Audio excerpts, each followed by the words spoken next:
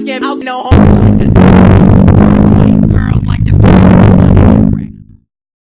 You know that wonderful feeling when you're just browsing around the JoJo's Bizarre Encyclopedia and you're reading Yoshikawa Kira's bio like you always do every morning, when all of a sudden you see his birthday is January 30th and you're like, oh my god, that's my birthday. Of course you don't, it's January 30th. Are you like a loser? Nobody has the birthday of January 30th. I bet it was this thought that went through Eiichiro Oda's mind, and he thought, wow, this is so sad. Can we put a fictional character's birthday on every day of the calendar? Ever since then, birthdays have been an intriguing staple tradition of One Piece.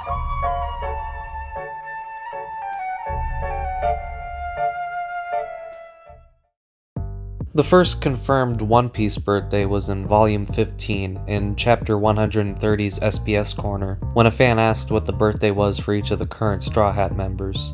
Since then, SBS Corners have had fans asking for birthday confirmations every now and again, to the point where most major characters had a birthday. Sometimes they would take it upon Oda to decide the birthday, and then other times they would decide themselves. Surprisingly, birthdays weren't the first question people had in SBS Corners. Before that, as early as Volume 6, people were asking for the Straw Hats' ages, Nami's boob size, stuff like that. The amount of birthdays in One Piece escalated quickly with the data books. Now, One Piece was pushing out data books since 2002, but most of them had little to no birthdays. But in 2012, the data book Blue Deep was released, and it had over 320 characters, and all of them had a birthday, and most of these were newly confirmed birthdays. Now you suddenly had almost enough to fill up the entire calendar. The only problem was a lot of characters shared the same birthday with each other, so the calendar was only a little over half full. The latest ongoing data book, the Vivercard data book, is one of the strangest data books so far. It's really more of a binder to store data booklets. Every month, 2 data booklets are sold, usually with a theme about a setting or certain kinds of characters. You can pre-order them and add them to your binder, or if you're not interested in that data book, you can pass on it and order the next one you're interested in. And I think it's really cool because, if you're an elementary kid and you only got, 20,000 yen allowance, you could trade pages with your friends. You could be like, hey, I got this one, it's got all the characters from the East Blue, and he's like, oh, I got this one about Whole Cake Island characters, do you want to trade? Honestly, I wish these booklets were a lot more like Pokemon cards, where it gives character stats and stuff.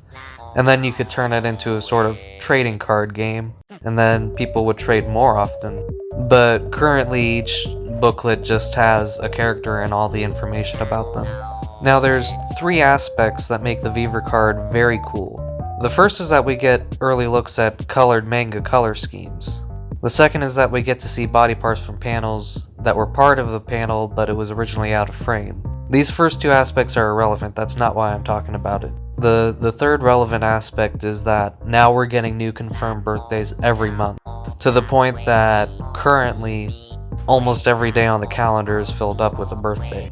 But I should take a moment of silence for those days that don't have birthdays yet to this day.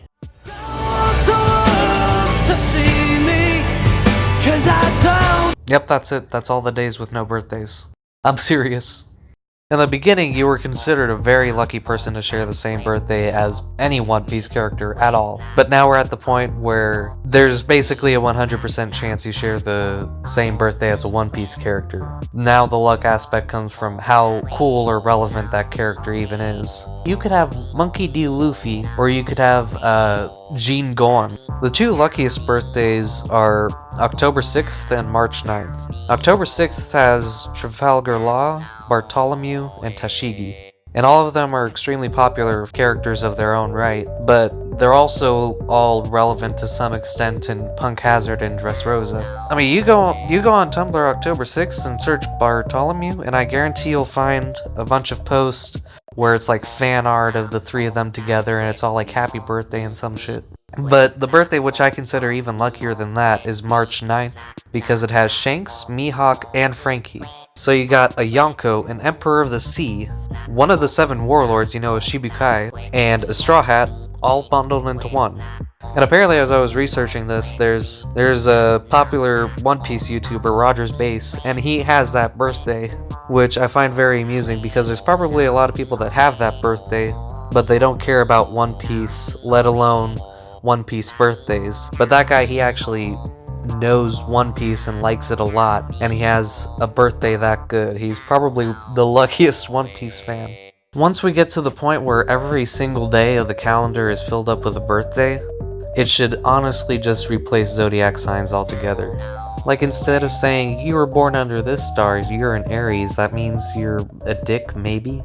You could just be like, you were born the same day as Usopp. Here, take this since you're gonna act like a clown. Personally, I share my birthday with Makino. And, at first I was like, she's pretty, I'm not pretty. This isn't accurate. But then when I thought about it, we both work at a bar, we're both great with kids, probably love alcohol, and we're both forgettable. I'd like to know in the comments if you find your birthday twin personally to be a cool character, or if you feel like their personality is similar to your personality. I want to see if there's a tendency for correlation, or if it's just like, oh, I got Foxy, but I donate to charity. It doesn't make sense.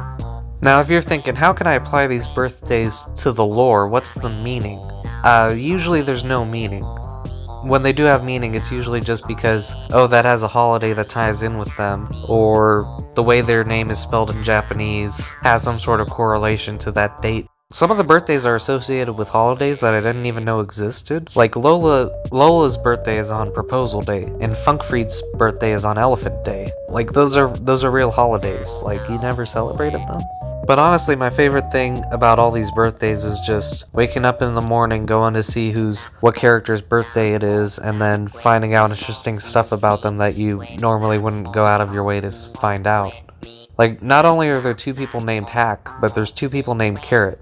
Or, apparently in the Marineford arc, there was a pirate and a marine fighting, and they were both brothers. I think they were called Andre and Condre. Or after the time skip, Gaimon found a girlfriend, and oh my god, what a cute couple. I want to attend their freaking wedding. But that's not the only cool thing. His girlfriend's name is Sarfunkel, so it's Gaimon and Sarfunkel. It's a play on words because, Simon and Garfunkel, The weirdest thing is the databooks gave freaking birthdays to inanimate objects. And the funny thing is that the birthdays for inanimate objects are actually more helpful to the lore than the ones about characters. Like, for example, the snowmen Luffy and Usopp built before entering Whiskey Peak were on February 18th. That means the Whiskey Peak arc occurred on February 18th. And to further support this, the mannequins that Egerin built, probably after midnight that day, have the birthday of February 19th, and that's consistent with the snowmen's birthdays. There's a couple of sites that show you all the birthdays. There's the official One Piece site, there's a One Piece podcast, there's a Library of O'Hara. But I found that all of them either don't have all the birthdays or have some birthdays wrong.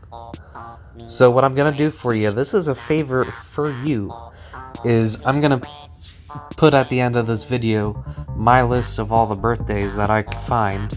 And now if it's been a month past this video, there's probably some new birthdays already. But the Library of O'Hara, it shows all of the birthdays that come out from the Viver cards, and then you can always check the new volumes of manga at the end of the SBS and see if there's any new birthdays. So you can check if there's new birthdays on your own. Anyone can check this.